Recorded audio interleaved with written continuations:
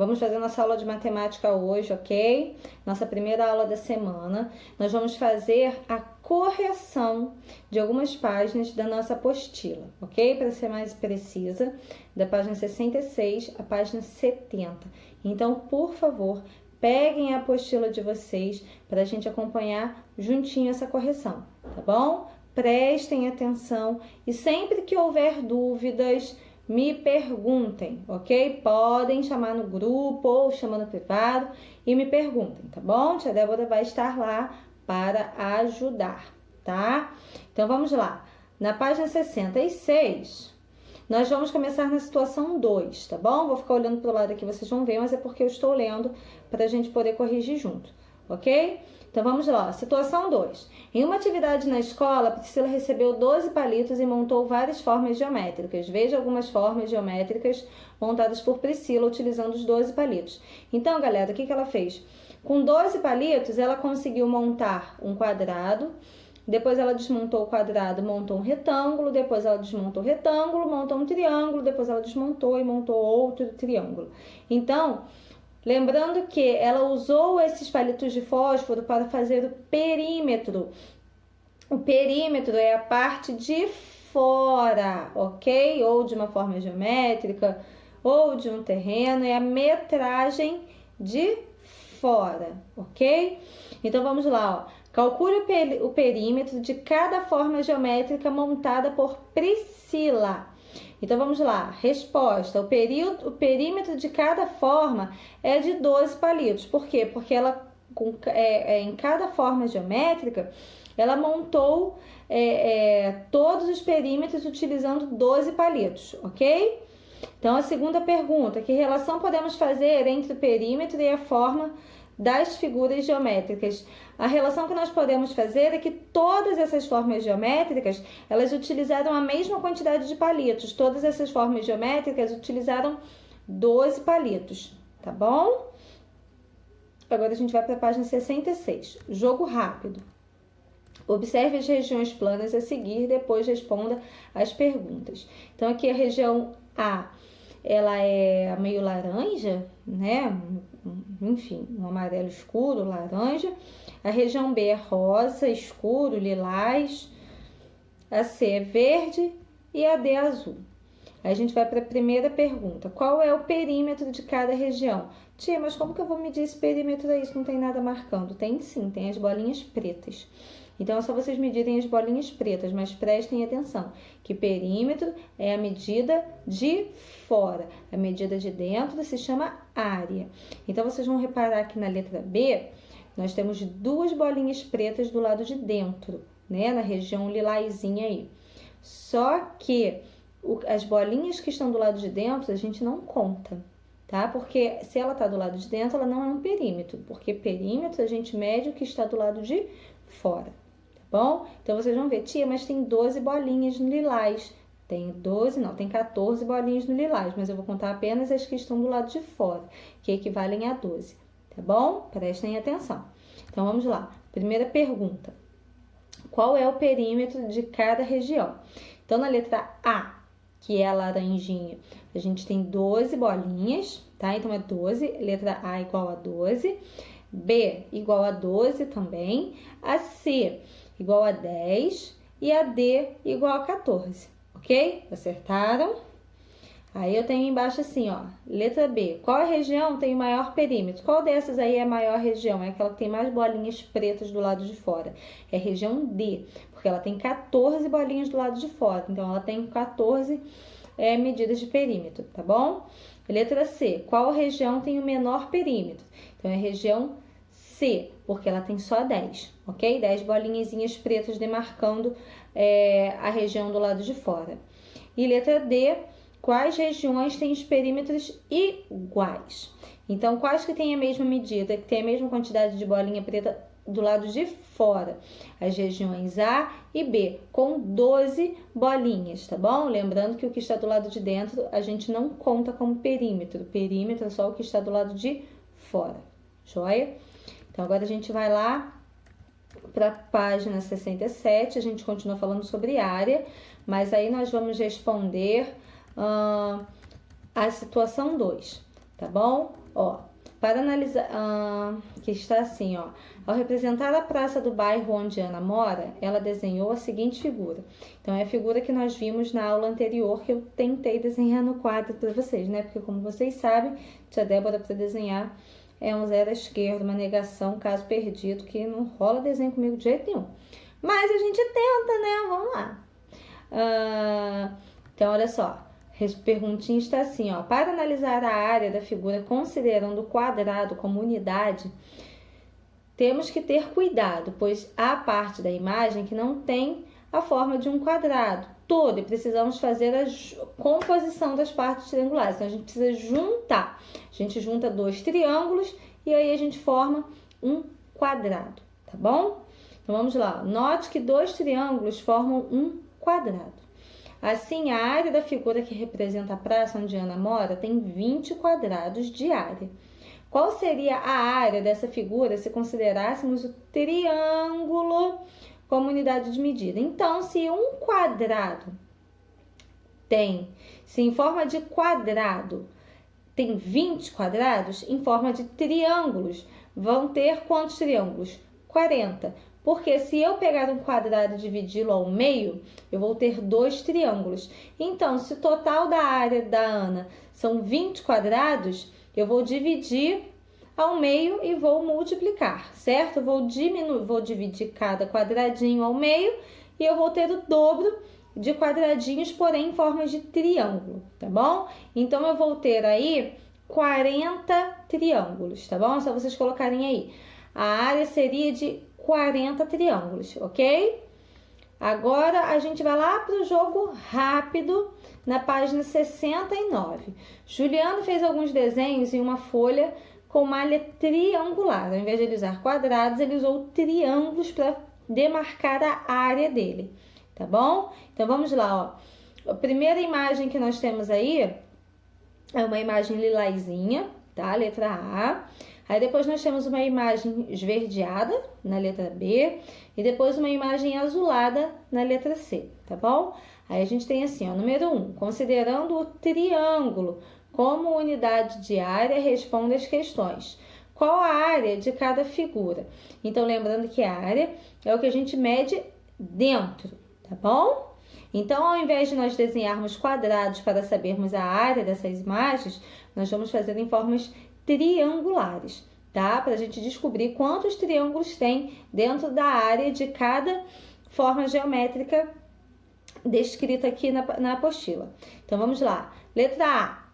Qual a área de cada figura? Então, nessa primeira figurinha, meio lilazinha, eu tenho aí 12 triângulos. Na letra B, que é essa área meio esverdeada, eu tenho 6 triângulos. E na letra C, que é essa área azulada, eu também tenho 6 triângulos, ok? Próxima pergunta. O que podemos notar sobre as áreas das figuras B e C? O que elas têm em comum? Quem sabe? O que elas têm em comum é que elas ocupam a mesma quantidade de espaço, certo? Elas são formas diferentes, só que elas ocupam o mesmo espaço. Então, elas praticamente são iguais, porque todas as duas ocupam 6 triângulos, ok? Elas têm uma área de 6 triângulos, então elas ocupam 6 triângulos, ok? Então, o que vocês podem colocar? Ou que essas figuras são iguais, ou que elas ocupam a mesma quantidade de espaço, tá bom? Agora a gente vai para o número 2, lá na página 69, tá bom? Se cada lado do triângulo da malha representar 1 centímetro, qual o perímetro de cada figura? Então, o que a gente vai fazer? Perímetro é aquilo que está do lado de fora, certo? O que está do lado de fora, perímetro. Então, a gente vai ver, eu vou pegar cada triângulozinho e vou contar como 1 centímetro e vou contar apenas o que está do lado de fora, ocupando a parte de fora. Então, na letra A, que é a figurinha meio lilás, eu vou ter 12 centímetros de perímetro. Na letra B e na letra C, eu terei 8 centímetros de perímetro, ok? Tá bom? Então, vamos lá. Lá na página 70, a gente vai responder, use o que você aprendeu. Número 1. Em cada situação, indique a unidade de medida utilizada e classifique em padronizada ou não padronizada. Lembrando que padronizado é aquilo que tem uma medida exata e que é usado no mundo inteiro. Centímetro, quilômetro, decímetro, metro, tá bom? E o não padronizado é aquele que a gente mede, mas que com a minha mão, por exemplo, se eu for medir em forma de palmo, com o meu palmo eu vou ter 10 de medida. Com o palmo do meu filho eu vou ter 15, porque a mão dele é menor do que a minha. Então é não padronizado. Por quê? Porque cada um tem a mão, ou tem o pé, ou tem o passo, ou tem o polegar, ou tem o indicador, enfim, de um tamanho diferente. Então ela não é padronizada, tá bom? Porque cada um vai medir e vai dar uma medida diferente da outra. E a padronizada é aquilo que é igual em qualquer lugar do mundo, porque são medidas que são usadas no mundo inteiro. É metro, quilômetro, centímetro, tá bom? Então vamos lá. Letra A. Marina contou os passos para medir a distância de sua casa até o mercadinho. Ela verificou que andou 189 passos. A unidade de medida que a Marina utilizou foram os passos. Tá bom? Então, ela contou os passinhos dela para poder chegar até o mercadinho. E ela contou 189 passos, tá? E essa classificação é classificada como padronizada ou não padronizada? Como não padronizada, né? Porque ela contou os passos. A perna dela é de um tamanho, a minha perna é de outro tamanho, o pé dela é de um tamanho, o meu é de outro tamanho. Então, não é padronizado. Joia? Letra B. Para dar uma volta de bicicleta na quadra, João utilizou 62 pedaladas. Então, a unidade de medida utilizada foram as pedaladas. E essa classificação é padronizada ou não padronizada? É não padronizada. Por quê? Porque se ele andar mais rápido, ele vai pedalar menos. Se ele andar mais devagar, né, ele vai pedalar mais vagarosamente. Então, a tendência é que ele dê mais pedaladas, porque ele vai devagarzinho. Agora, se ele for mais rápido, também pode ser que ele dê mais, pode ser que ele dê menos. Enfim, então não é padronizado. Pode ser que a coroa da bicicleta dele seja grande, pode ser que seja pequena. Então, não é padronizado. Joia?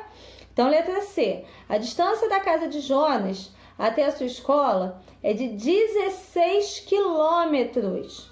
Então, vamos lá. Ó. Unidade de medida utilizada, quilômetro. E é uma classificação o quê? Padronizada. Porque quilômetro é padronizado, parte dos metros, ok? 1000 metros, 1 quilômetro, tá? Então, letra D. Kleber mediu o tamanho da largura de sua mesa em palmos, verificando que ela mede 7 palmos. Então, qual foi a unidade de medida utilizada? Os palmos. E é padronizado?